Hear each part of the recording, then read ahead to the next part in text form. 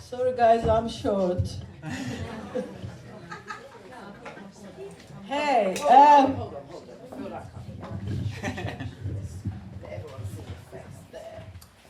hello. Hey.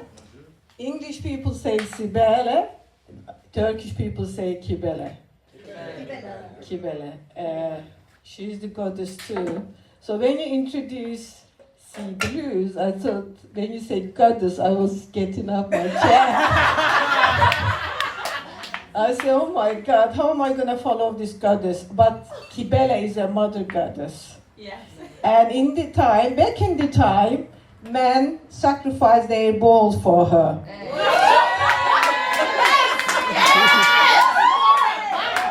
I'm not asking your balls, guys. We are in the 21st century. But there is some guys, they like to do that for me. So as you see, I have an accent. I'm a Turkish woman. So I've been living in this country over 30 years as an outsider. I observed that racism, discrimination change its ways and become more trendy and in terms of how they approach you, how they reject you. So I do a lot of activities and to fit in, but integration doesn't exist. Integration is an illusion given to the ethnic minorities to fit in that society, to make them work and pay, work their ass off, and I'm one of them. Yes. But I'm clever. Anyway, so I get a lot of rejections, and one of the last rejection I applied to an improv class designed by some of our colleagues. I am a comedian as well, so they were doing an improv workshop. They rejected me. They said they are looking for a like-minded people. So I was so offended by it, and I wrote this poem. But this poem for everybody, marginalized, discriminated, and I mean, I'm speechless. So I could cry maybe, but I've got my tissue here. I'm a very soft person. I'm a crybaby. So everything becomes so obscure. So I call my poem Obscurity of Like-Mindedness. Am I like-minded enough for you to be part of your gang, your bunch, or your posse, as they say in Brixton? To be included, to be inclusive. Is like-mindedness a kind of way of saying no, not to be inclusive? It is you, it is me, love, you say, like a cheating man. Am I too foreigner for you, I ask? Is that my hair too dark for you? Sorry guys, I just recently had highlights. Is that my face, my nose? My nose a bit too pointy for you? Sorry, I'm Turkish. Is that my accent? What are the topics you like? I can Google it. What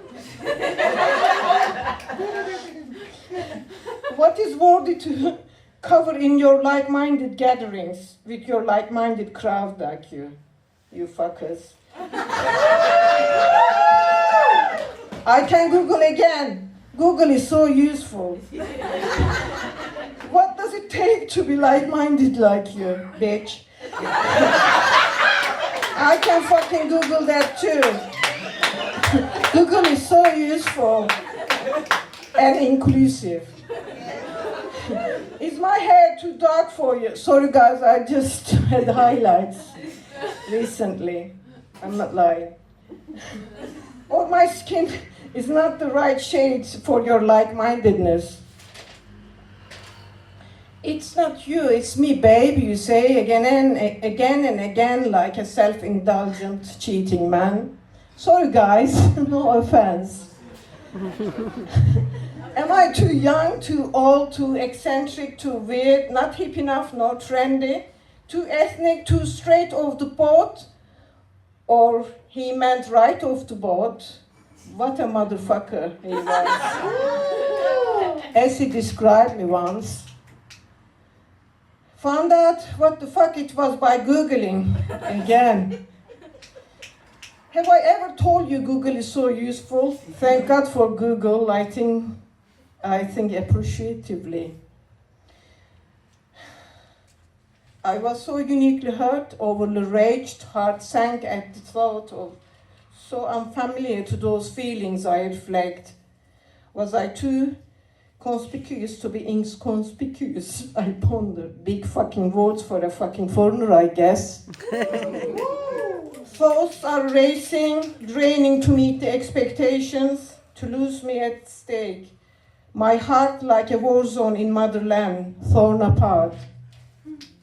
Bleak, void in darkness, avoiding at the thought of the pain, unresolved feelings niggling in the background, ambivalent.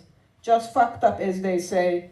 If I cut myself, I will definitely run red like minded yourself, I believe. I feel a painted bird in a flock, trying to fit in.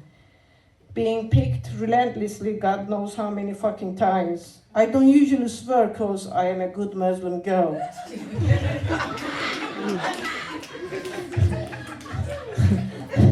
But I was called once infidel by my dad. Swearing is so liberating, so foreigner to me.